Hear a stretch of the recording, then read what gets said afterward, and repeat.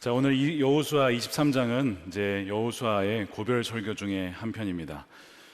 그가 나이가 들어서 이제 죽기 전에 이스라엘의 지도자들을 불러 모아놓고 가장 중요한, 결코 잊어서는 안 될 메시지를 전하는 거야. 사실 이 정도쯤 되면, 여호수아쯤 되면 내가 얼마나 잘했는지, 내가 얼마나 업적을 많이 세웠는지를 말할 만하지 않습니까? 절대 그렇지 않아요. 여호수아는 오늘 말씀에 하나님이 다 하셨다라고 고백을 합니다. 3절 말씀 보십시오. 당신들은 주 당신들의 하나님이 당신들의 편이 되어서 모든 이방 나라에게 어떻게 하셨는지를 모든 일을 잘 보셨습니다. 과연 주 당신들의 하나님은 당신들의 편이 되어 싸워주었습니다. 그 고백에 여호수아는 없고 하나님이 전부 우리 편이 되어주셔서 앞장서셔서 싸워주셨다라는 고백만이 있어요. 이것이 여호수아의 영성이에요. 그가 승리하는 삶을 살 수 있었던 비결을 말하고 있는 거예요. 그러니까 리더들을 대상으로 말하고 있는데 이미 여기에 중요한 리더십 레슨이 있습니다. 성경에서 말하는 리더십에서, 리더십이란, 리더는요 하나님 외에는 없습니다. 우리는 다 추종자, 팔로워예요. 그러니까 하나님만 따르고 하나님만 따라가면 산다는 겁니다. 예수님께서 뭐라고 하셨죠? 나를 따르라, 나를 따르라. 그러면 사는 것입니다. 그러니까 우리는 오직 하나님만 따라가야 된다는 것이죠. 그러면 지금까지도 하나님이 그렇게 해오셨고 앞으로도 아직 남아있는 땅들, 유산으로 준 땅인데 너희 땅이 될 것인데 하나님이 그것마저도 당신들에게 줄 것입니다 라고 말씀을 하는 거예요. 그러면서 결론은 하나님이 처음부터 마지막 전부 다 하나님만이 유일무이한 분이시니까 그분만을 따라가라고 말씀을 하는 거죠. 그 하나님이 어떤 분이시냐? 말씀하시면 반드시 이루시는 신실한 하나님이십니다. 자, 14절 말씀에 참 놀라운 말씀이 나와요. 당신들은 주 하나님이 약속하신 모든 선한 말씀 가운데 이루어지지 않은 것이 하나도 없음을 당신들 모두의 마음과 양심 속에 분명히 알고 있습니다.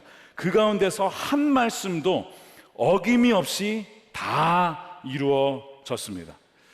여호수아에게 하신 말씀 중에 안 이루어진 게 없다는 겁니다. 내가 너와 함께 할 것이다. 함께 하셨어요. 평생토록. 너가 밟는 땅 모든 것 너에게 줄 거야. 하나님이 그거 다 주셨어요. 말씀하신 것 중에 땅에 떨어진 것이 하나도 없더라는 것이죠. 그 여호수아 7장 7절에 이렇게 얘기를 하잖아요. 하나님, 우리를 지금 요단강 서편으로 건너가게 해놓고선 우리가 아모리 사람이 멸망시키려 하십니까? 이스라엘이 원수 앞에서 패하여 되돌아왔으니 제가 무슨 말을 하겠습니까? 하나님 약속 잊으신 거 아니에요? 하나님 실패하신 거 아니에요? 하나님 거짓말하신 거 아니에요? 이런 생각이 여호수아 안에도 들었다는 거예요. 그러니까 우리도 이런 비슷한 경험을 할 때에 약속을 받았는데 뭐 이루어지기는커녕 뭐 기미조차 보이지 않아. 그러면 하나님이 거짓말을 했든지 하나님이 틀렸든지 하나님이 잊었든지 막 이런 여러 가지 생각이 들기 마련이라는 거죠. 그런데 그때 왜 그들이 졌는지를 여호수아는 너무 뼈저리게 느꼈어요. 그래서 오늘 고별 설교에 다시 한번 그때 배운 레슨을 짤막하게 핵심을 정리하고 있어요.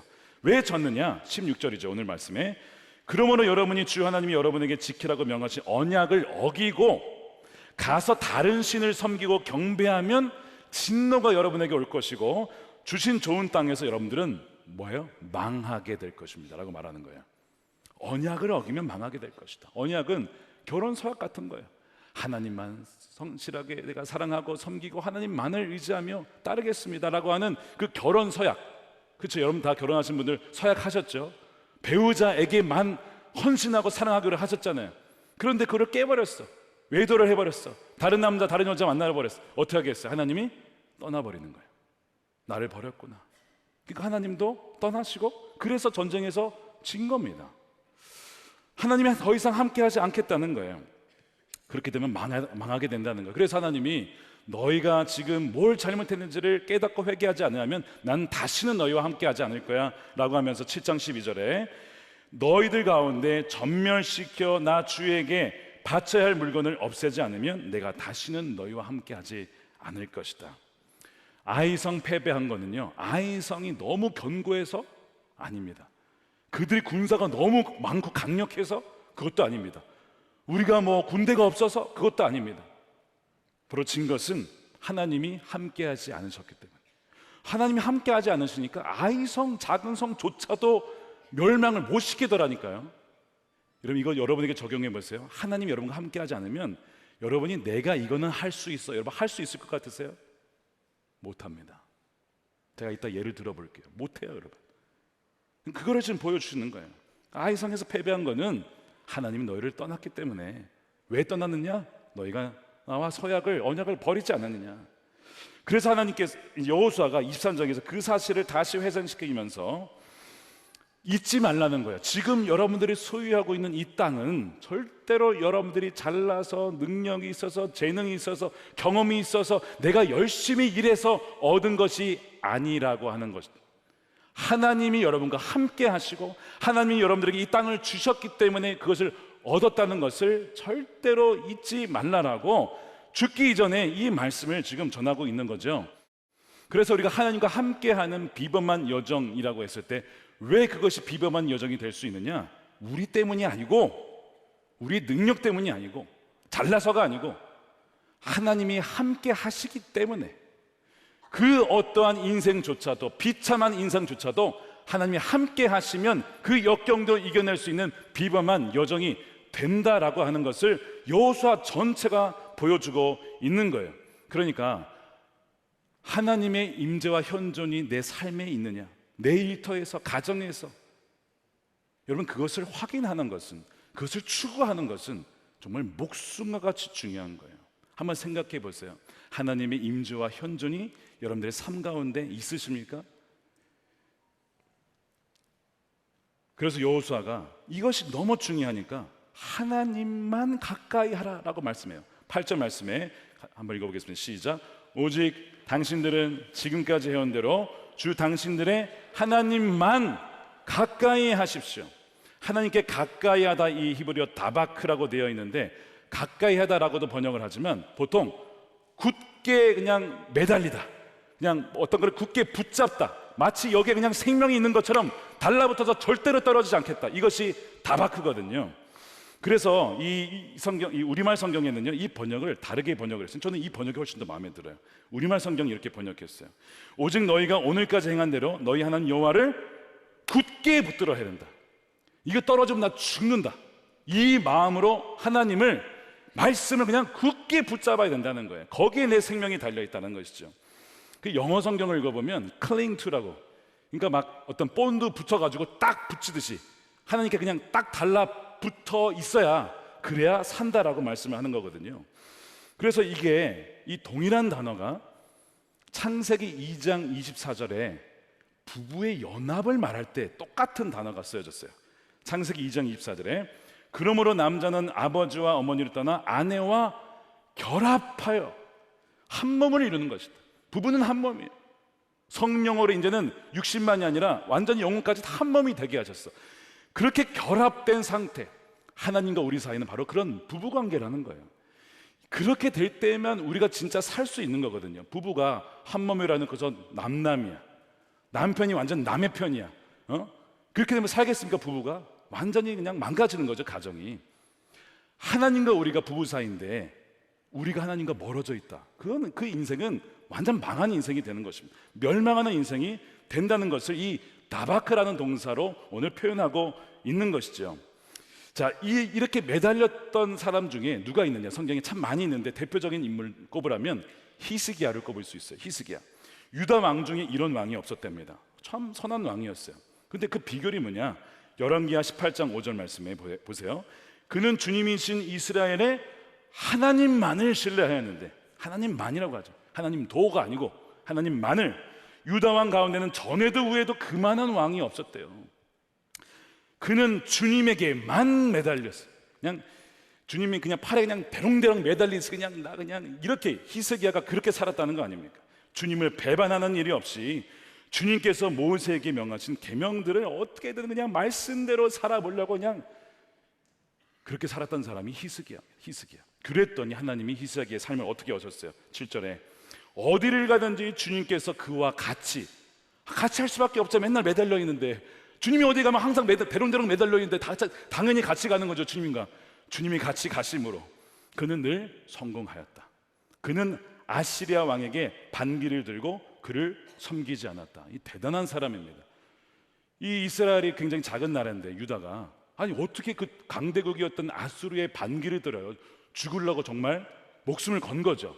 그런데 히스기야는 그게 아니라 자기는 이길 수는 없지만 믿고 있는 구석이 있는 거예요. 믿고 있는 구석이. 누군가가 여러분들에게 접근한다고 칩시다. 잘 봐야 돼요. 왜 이 사람이 나한테 오는지. 나를 정말 순수하게 좋아하고 사랑해서 오는 걸까요? 아니면 내가 가지고 있는 어떤 영향력과 권력을 탐내서 얻기 위해 오는 것일까요? 여러분 분별할 수 있어야 되지 않겠습니까? 사람은 속을 수 있어요. 그런데 하나님은 속지 않으십니다. 이 사람이 왜 나에게 오는지, 이 사람이 왜 나에게 가까이 오는지를 사람은 속일 수 있지만 하나님은 절대 속일 수 없어요. 왜요? 하나님은 우리 마음의 중심을 보시는 분이에요. 우리 마음에 무엇이 있는지, 우리가 왜 예배하러 나왔는지. 오늘 여러분들은 왜 예배에 나오셨습니까? 어떤 마음으로 하나님께 나오셨습니까? 정말 하나님 한 분이면 충분합니다. 하나님 나의 사랑이십니다. 나의 영원한 연인이십니다.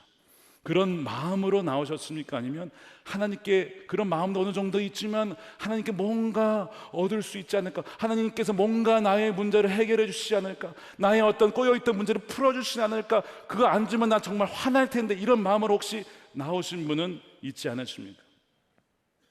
물론 하나님은 선하신 분이세요. 그래서 우리가 바라는 것보다 더 많은 것들, 더 풍성한 것을 예비하시고 주시는 분이십니다. 그래서 이 출애굽할 때 이 애굽에 갇혀있던 사람들은 얼마나 불쌍한지 하나님께서 그들을 궁히 여겨주셔서 종되었던 그들을 자유인으로 건져주시고 해방시켜 주시고, 그것도 모자라서 가나안 땅, 젖과 꿀이 흐르는 땅으로 주겠다고 인도하신 거 아니에요. 이 모든 것을 다 예비해 주신 분이 하나님, 선하신 분이십니다. 그런데 하나님은 땅주라고 그들을 건져낸 게 아닙니다. 출애굽기를 가만히 읽어보세요. 왜 하나님께서 이 백성을 건져내셨을까요? 거기에 하나님 마음이 담겨 있는데 모세를 통해서 이렇게 얘기를 하세요. 출애굽기 7장 16절에 히브리 사람이 하나님이신 주님께서 나를 임금님께 보내 이르기를 나의 백성을 보내어 그들이 광야에서 나를 예배하게 하라. 그 백성이 나를 가장 존귀히 여기고 나를 가장 사랑하고 나를 가장 가까이 하는 백성이 되게 하면 좋겠다. 나는 그 백성이 그렇게 됐으면 좋겠어. 그래서 내가 그들을 건져낸 거야. 하나님은요, 시기하기까지 우리를 사모한대요. 우리가 주님이 아니라 다른 어떤 우상들을 너무 사랑하면요, 너무 시기가 난대. 하나님이 왜 나를 보지 않지? 왜 한눈을 팔지? 시기하기까지 사모한 남을 너희가 듣지 못하였느냐? 주님은 그 무엇보다 우리와 친밀하게 교제하기 원하시고 대화하기 원하시고 그 자신을 알기를 원하신다는 거예요. 그런데 이스라엘 백성들의 마음은 어땠습니까? 하나님께 있었나요? 아니요. 이스라엘 백성들은 하나님을 예배하는 형식은 다 갖췄지만 그러나 그들의 마음은 다른 곳에 있었어요. 그들의 마음은 어디 있었을까요? 그들의 마음은 바로 자기 자신에게 있었습니다. 조금만 그냥 불평 있으면 마음에 안 들면 그냥 불평하고 이게 문제다 저게 문제다 막 쏟아넣는 거예요. 그러면서 그 마음의 중심에 있는 게 드러났는데 그게 뭐냐면 우리 자신입니다. 출애굽기 14장에 보세요. 여기 보면 모세에게 항의를 하죠. 모세에게 이르되 애굽에 매장지가 없어서 당신이 우리를 이끌어내요. 자, 우리가 계속 나와요. 이 광야에서 죽게 하느냐 어찌하여 당신이 우리를 애굽에서 이끌어내요. 우리에게 이같이 하느냐 우리가 애굽에서 당신에게 이른 말이 이것이 아니냐 이르기를 우리를 내버려두라 우리가 애굽 사람을 섬길 것이다. 하나님을 섬기는 줄 알았는데 알고 봤더니 마음 깊은 곳에 하나님이 아니고 내 자신, 우리 자신들을 섬기고 있었어요. 모든 기준이 나야, 나. 내가 마음에 안 들면 예배도 마음에 안 들고 교회도 마음에 안 들고 저 사람도 마음에 안 들고 저것도 마음에 안 들고 심지어 하나님도 마음에 안 들어서 하나님도 나에게 사과해야 된다고 그러잖아요. 그런 식으로 따지고 듣는 거예요. 내가 가장 높아요. 내가 내 자신을 섬기고 있는 거예요. 하나님을 섬기는 것 같았지만 사실은 하나님을 통해서 자신이 원하는 것을 얻어내기 위해 하나님께 나아오는 자들이 있었다는 것이죠. 그런데 충격적인 것은 이 이스라엘 백성의 모습과 과연 우리의 모습이 얼마나 다르냐 이겁니다. 정말 다릅니까? 이들하고 나하고는 아무런 상관이 없다라고 자신 있게 손들 수 있는 분 계세요? 아무도 없을 거예요. 여호수아가 8절에 하나님만 가까이 해야 합니다. 어떻게 이 여호수아는 이걸 경험했을까요? 돌아보니까요, 모세와 함께 있을 때 출애굽기 24장에 보니까요, 그걸 경험한 거예요. 하나님께서 모세와 여호수아를 산으로 불러요. 시내 산으로. 나머지는 못 올라오죠. 아론도 못 올라왔어요. 거기서 하나님의 임재를 봅니다. 물론 모세만큼은 아니지만 그래도 하나님의 현존을 그가 경험하면서 하나님이 우리의 전부고 하는 것을 알게 되고, 출애굽기 33장에 가면 얼마나 그 임재가 기뻤든지 그 마음을 사로잡았든지 회막에서 나오질 않아요. 출애굽기 33장 11절 보세요. 주님께서 마치 사람이 친구에게 말하듯이 모세와 얼굴을 마주하고 말씀하셨다. 모세가 진으로 돌아갔는데 이 눈의 아들이며 모세의 젊은 부관이 여호수아는 떠나지 않은 장막, 하나님의 쉐키나의 임재의 영광에 있는 곳을 떠나지 않고 계속 거기에 기도하며 하나님 마주 있는 이 여호수아의 모습을 보시기 바랍니다. 하나님께서 얼마나 영광스러운 분이신지, 우리의 전부이신지를 여호수아는 그걸 경험한 사람이니까 세상에 가지 마라, 유혹되지 마라 할 것도 없는 거예요. 돌아볼 필요도 없어요. 하나님께 다, 하나님이 전부니까. 그래서 하나님께 가까이 가라고 하는 거거든요. 그런데 오늘 12절에 보면 하나님께 가까이 가는 것이 아니라 하나님과 멀어져서 다른 것에 가까이 하는 사람들에 대한 경고의 말씀이 12절에 나와요.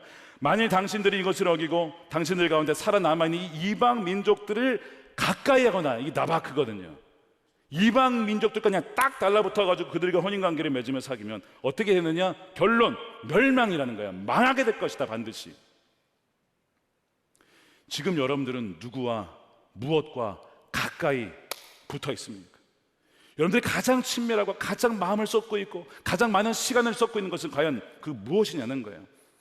사람은 가까이 하는 것을 닮게 되어 있기 때문에 지금 우리의 이 모습이 내가 가장 가까이 한 그 대상을 보여주고 있는 것입니다. 그건 거짓말 할 수가 없어요.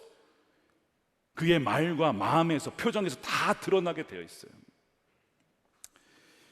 내가 만약 하나님이 아닌 다른 것을 가까이 하고 있다면 원인이 뭔지 아세요? 하나님과 멀어졌기 때문입니다. 이 예가 다윗이에요. 다윗은 평생 하나님과 동행했던 사람, 모세 못지않게 하나님의 임재를 경험했던 사람입니다. 다윗의 대적이 없었어요.